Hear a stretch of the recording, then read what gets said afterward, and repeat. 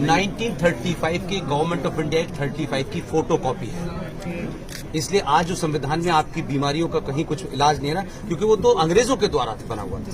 तो हम कहते हैं संविधान में एक पैरेलल व्यवस्था चल रही है। इसलिए सेकुलर भारत भी है, लेकिन उसके बावजूद भी 5,500 करोड़ का मुसलमानों का सच्चर कमीशन का बजट है, जिसमें मुसलमान युवा बच्चों को सिर्फ 10 लाख रुपए 20 लाख रुपए लोन दिया जाएगा, वो वापस न करें, कोई फर्जी एक्शन हो जाए।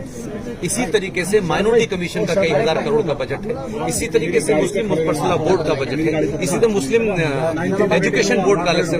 तो जब भारत सेकुलर है, अरे भैया मेरे, तो फिर ये क्यों है? सही बात है। फिर ये क्यों है? तो आपके मंदिरों पे जो पैसा आप चढ़ाते हैं, जो बात मैं सार्वजनिक मंचों से कहता हूं, खासतौर से महिलाओं से कह रहा हूं, आपके मंदिरों पे जो पैसा चढ़ता है उसकी 2 मिसाल देता हूं। पूरे देश में बड़े बड़े मंदिर हैं। एक है देवस्थानम बोर्ड तिरुपति, हर साल जितना पैसा चढ़ता है उसमें से 1,300 करोड़ रुपया हर साल सरकार देती है।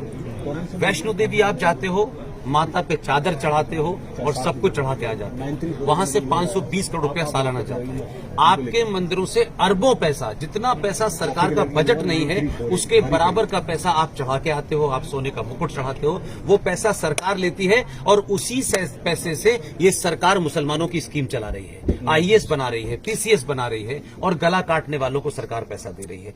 इन मुद्दों को आपके न नेता उठाते हैं, न आपके लोग उठाते हैं कि भाई जब आप चर्च से पैसा नहीं लेते, आप गुरुद्वारे से पैसा नहीं लेते, आप चर्च किसी और मजहब से नहीं लेते, तो भारत के मंदिरों पे तो पैसा मेरी आस्था का पैसा है, इस पर सरकार पैसा कैसे लेती है? फिर दूसरा, सारे सरकार ने जितने भी हिंदुओं के मंदिर हैं उनका नियंत्रण जो है वो सरकारी हो गया है। यानी डिस्ट्रिक्ट मजिस्ट्रेट अगर अब्दुल रहमान है तो आपके मंदिर उसके अंडर में आएगा। तो मैं ये कह रहा हूं कि समाज के ठेकेदार जो हिंदुत्व की सुबह से शाम तक बात करते हैं, वो वैष्णो देवी के ट्रस्ट में 20 मुसलमान क्यों है ये नहीं पूछते। इसलिए आपसे मैं सबसे कह रहा हूं, पैसा मंदिर पे मत चढ़ाइए, वो पैसा आपकी गर्दन काटने वालों के पास जाए। जब तक ये पैसा आपका है, मुझे छोड़ के ऐसे पागल इस देश में बहुत कुछ काम कर रहे हैं, उनको जाइए, उनकी जेब में 10 रुपए रख, उनको पहचाने कैसे सर? सब इस दौर में सब साफ है, सबको पता है। इसलिए वो जो लड़ाई लड़ रहे हैं, इसलिए मैंने विष्णु शंकर का जिक्र किया।